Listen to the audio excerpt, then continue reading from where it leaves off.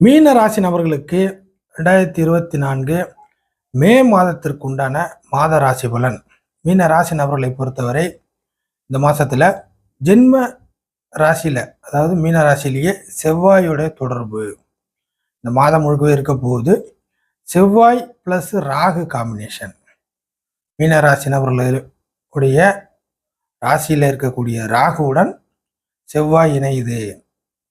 அப்போ செவ்வாயும் ஒரு பாவ கிரக அமைப்பு, ராகுவும் ஒரு பாவ கிரக அமைப்பு. இதனுடைய தாக்கம் இந்த மீன ராசியை எந்த அளவு இம்பாக்ட் பண்ணும் அப்படிங்கிறத வீடியோ கேளுங்க. அடுத்ததாக ராசிக்கு 2ஆம் இடத்தில் சுக்கிரன், அடுத்தது புதன், மாதம் முழுக்கவே புதன். இப்போ 3ஆம் இடத்துல, ராசிக்கு 3ஆம் இடத்துல ரிஷப வீட்டுல சூரியன்.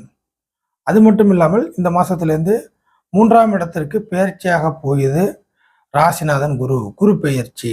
ஆக குரு பயிற்சி சம்மந்தப்பட்ட விஷயத்தில் என்னென்ன விஷயங்கள் கிளியராக நடக்க போகுது அப்படின்பது ஏற்கனவே நம்ம சேனலில் குரு பயிற்சி பலன் போட்டிருக்கிறேன். அதை ஒரு திருப்பம் கேளுங்க.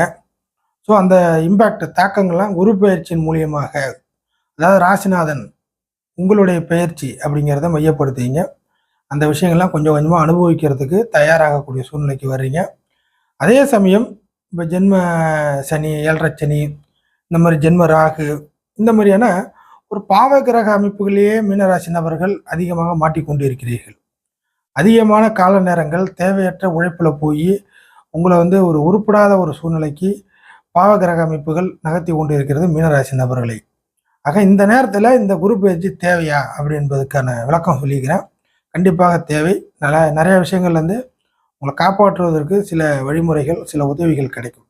அதை ஃபாலோ பண்ணிக்கலாம்.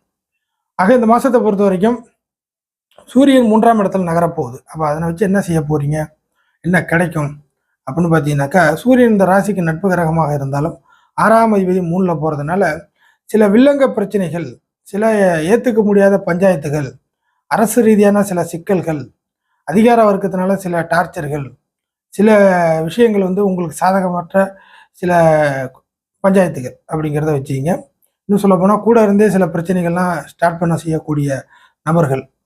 இன்னும் டீப்பாக சொல்லணுன்னாக்கா, உங்களை விட வலு அதிகமாக இருந்து உங்களுடைய நிலைமையை தெரிஞ்சு இந்த நேரத்தில் சில சிரமத்தை கொடுக்கக்கூடிய நபர்கள் அப்படிங்கிற சூழ்நிலைகள்லாம் உருவாகும்.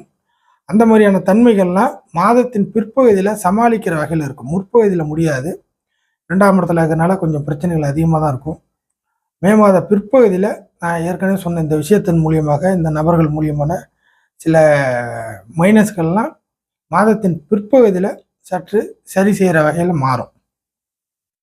அடுத்ததாக ராசிக்கு 2ஆம் இடத்துல சுக்கிரன் சுபகிரகமாகவே இருந்தாலும் 2ஆம் இடத்தில் சுக்கிரன் இருப்பது மீனராசி நபர்களுடைய சிரமங்களை பண ரீதியாக அதிகப்படுத்திவிடும். காரணம் என்னவென்றால், அட்டமஸ்தானமான துலாம் வீட்டை அவர் பார்க்கக்கூடிய நிலவரம் அப்படிங்கிறதுனால சில பண ரீதியான, சொகுசு ரீதியான, சில அதிகமான செலவு ரீதியான, இப்படிங்கிற மாதிரி பெண்கள் மூலியமான செலவுகள், ஆடம்பர பொருட்கள் மூலியமான செலவுகள், தேவையே இருக்காது, ஆனால் ஆடம்பரமான ஒரு பொருள் இருக்கும், அதன் மூலியமாக ஒரு செலவு அப்படிங்கிறதெல்லாம் மையப்படுத்திங்க. வாகன அமைப்பின் மூலியமான செலவுகள், அடுத்தது அசையும் அசையா சொத்துக்கள் மூலியமான செலவுகள், இந்த மாதிரியான நிறைய விஷயங்கள்லாம் சுக்கிரனோட விஷயங்கள்லாம் இருக்குது. ஒரு ஃபங்க்ஷனுக்கு போனால் கூட இந்த காலகட்டத்தில் இந்த சுக்கிரன் 2ல் இருக்கிறதுனால 100 ரூபா 500 ரூபா மொய் வைக்கணும்னு நீங்கள் நினச்சா கூட கிட்டத்தட்ட எங்கே தெரியுமா போய் நிற்கும், 5000 ரூபாய்க்கு மொய் செய்கிற மாதிரி இருக்கும்.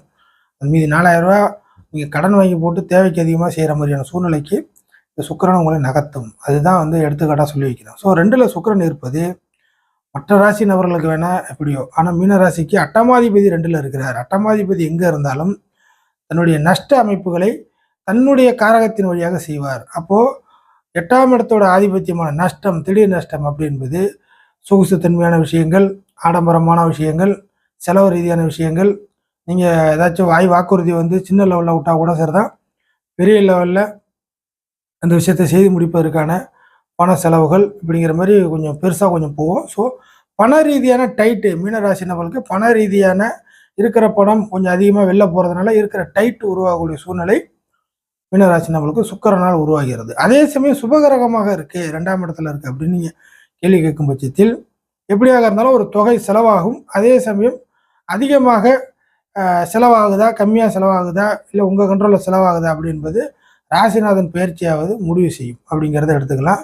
அதே சமயம் ஏதாச்சும் ஒரு குறிப்பிட்ட தொகை இதை செலவழிக்கணும்னா இந்த பக்கத்தில் போகணும்னா இன்னொரு பக்கத்தில் வரும் அப்படிங்கிறத எடுத்துக்கலாம். ஸோ ஒன்று முடிஞ்ச பிற்பாடு தான் அது கிடைக்கும் அப்படி என்பது தான் ஃபைனல் ரிசல்ட்டு. அடுத்ததாக புதன் 2ல் இருக்கிறதுனால 7ஆம் அதிபதியும் 4ஆம் இடத்த அதிபதியும் புதன் 2ல் இருக்கிறதுனால இந்த காலகட்டத்தில் நீங்கள் ஒரு ஏஜெண்ட்டை நம்பி, ஒரு புரோக்கரை நம்பி, ஒரு மீடியேட்டரை நம்பி பண ரீதியாக இறங்கக்கூடாது. புரியுதுங்களா? உங்களோட பிரச்சனையை சரி பண்ணி தரேன், ஒரு அமௌண்ட்டை கூட நான் போய் பேசுகிறேன் அப்படின்னு ஒரு மீடியேட்டர் இந்த காலகட்டத்தில் அறிமுகமாகறாங்க. இல்லை நீங்களே ஒரு ஆளை வந்து மெயினாக வச்சுக்கிறீங்க, நம்மளால் பேச முடியல, இவங்க மூலியமாக இந்த செய்தியை சொல்லி அதுக்கப்புறம் இந்த செய்தியை வந்து அந்த நபர் கொண்டு போய் கடத்தி நமக்கு ஏதாச்சும் ரெக்கமெண்டேஷன் செஞ்சு நமக்கு வந்து சாதகமாக நடக்குமா அப்படின்னு கேட்டால் அதெல்லாம் நடக்காது. ஸோ மீடியேட்டர் அமைப்புகளில் உங்களுடைய செய்தியை இன்னொருத்தர் கடத்தி அந்த காரியம் நடக்குமா என்றால் நடக்காது. அதற்கு நீங்கள் நேரடியாக நீங்களே இறங்குவது நல்லது. புரியுதுங்களா? அதன் வழியில் சும்மா பணம் இல்லாமல் நீங்கள் மூவ் பண்ணி பாருங்கள், அந்த நபரை வச்சு செஞ்சு கொடுக்க மாட்டாங்க. பணத்தை வாங்கினாலும் செஞ்சு கொடுக்க மாட்டாங்க. அப்படிங்கிற 2ஆம் கட்ட நிலைமை இருக்குது. ஸோ மீடியேட்டர் லெவலில் நீங்கள் எதுவுமே இறங்கக்கூடாது. நீங்களே நேரடியாக போய் எதாவது செய்ய முடிஞ்சால் செய்யுங்க, பார்க்க முடிஞ்சால் பார்க்கலாம். அதுதான் உங்களுக்கு பெஸ்ட்டு. வேறு வழியே கிடையாது. புதன் 2ல் இருந்து பலகீனமான அமைப்பில் இருக்கிறதுனால அந்த மீடியேட்டரு, நண்பர்கள், கூட்டாளி, இந்த மாதிரி நெருங்கிய நட்பு கூட எல்லாமே பஞ்சாயத்து வரும்.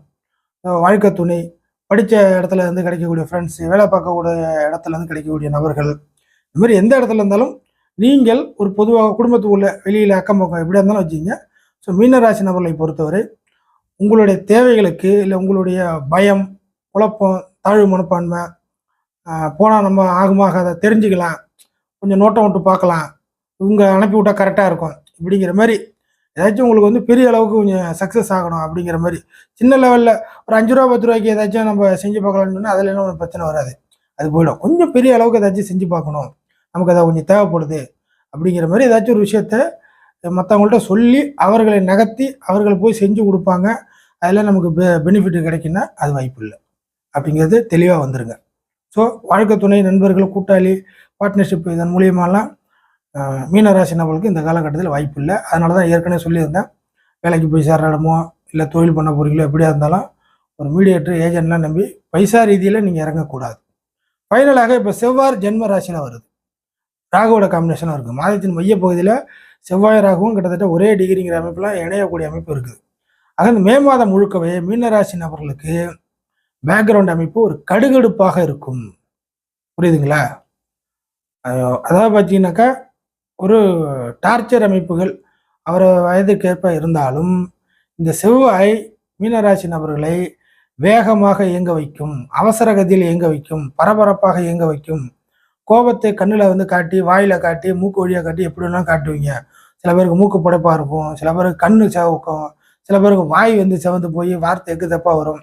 எது எப்படியாக இருந்தாலும் வாக்கு ஸ்தானாதிபதி அவர் தான். அதனால் வாயால் பிரச்சனைகள் வரும். சில பேர் கோவம் அப்படியே மூக்கில் வந்து வெளில தள்ளிக்கிட்டு இருக்கும். அடுத்து வந்து பார்த்தீங்கன்னாக்கா கண்ணெலாம் வந்து பார்த்தீங்கன்னாக்கா படத்தில் காட்டுற வில்ல மாதிரி சகப்பார மாறி போயிடும். இந்த மாதிரி எல்லா விஷயமும் எல்லாமே செவ்வாயின் வழியாக செவ்வாய்கிட்ட இருக்கக்கூடிய குணம் அப்படின்றது நீங்கள் தெரிஞ்சுக்கணும். அஸ்ட்ராலஜியில் ஒவ்வொரு பிளானட்டுக்கும் ஒரு கேரக்டர் இருக்குது. அந்த கேரக்டர் வழி தான் நல்ல கிரகமாக இருந்தால் நல்ல விஷயத்தை செய்யும், கெட்ட கிரகமாக இருந்தால் அந்த கேரக்டர் வழியாக கெட்ட விஷயத்தை செய்யும். ஆக உங்களை என்ன செய்ய போகிறது என்றால் அவசர கதியில் பேச வைக்க போகுது, கெட்ட வார்த்தைகளை பேச வைக்க போகுது, பேட் வேர்ட்ஸ். அடுத்தது வந்து பார்த்தீங்கன்னாக்கா துரிதமாக ஏதாவது செயல்பட போய் நஷ்டத்துக்கு உள்ளாக்க போகுது. வெறும் செவ்வாயாக இருந்தால் யோக கிரகமாக மாறி வேகமாக செயல்பட்டு ஆதாயத்தை கிடைக்கும். ஆனால் அங்கே ராகு இருக்கிறதுனால 95% ஃபாஸ்ட்டாக செயல்பட்டு கடைசி 5 பாயிண்டில் வந்து பார்த்தீங்கன்னாக்கா 5% ஒரு மோதி ஆக்சிடென்ட் அப்படிங்கிற மாதிரி ஆகிடும். புரியுதுங்களா? ஸோ இதுலேயுமே வேக அமைப்புகள் வேலைக்கு ஆகாது, அவசர கதியில் பேசி வேலைக்கு ஆகாது. பரபரப்பாக உங்களுக்கு சில பேருக்கு தன்மான குறைவு கூட இழப்பு ஏற்படும், கௌரவ பிரச்சனை வரும், இந்த மாதிரி நிறையா பிரச்சனை இருக்குது. திடீர்னு மாட்டிக்கிட்டு முட்டாள்தனமான காரியத்தினால திடீர்னு மாட்டிட்டு முடிக்கக்கூடிய நிலைமை வரும். அவசரப்பட்டு பேசி பின்னாடி வருத்தப்படக்கூடிய நிலைமை வரும். குறிப்பாக உங்களின் கோப தாபத்தினாலும் உங்களுடைய சில செய்கைகள் முட்டாள்தனமாக அமையக்கூடிய அமைப்பு இருக்கிறதுனால சில நல்ல வாய்ப்புகளையும் சில நல்ல நபர்களையும் இந்த காலகட்டத்தில் பகைத்து கொண்டு இழக்க நேரிடும் மீனராசி நபர்களுக்கு. ஆக முரட்டுத்தனமான சூழ்நிலைக்கு நீங்கள் உள்ளே வராதீர்கள். புரியுதுங்களா?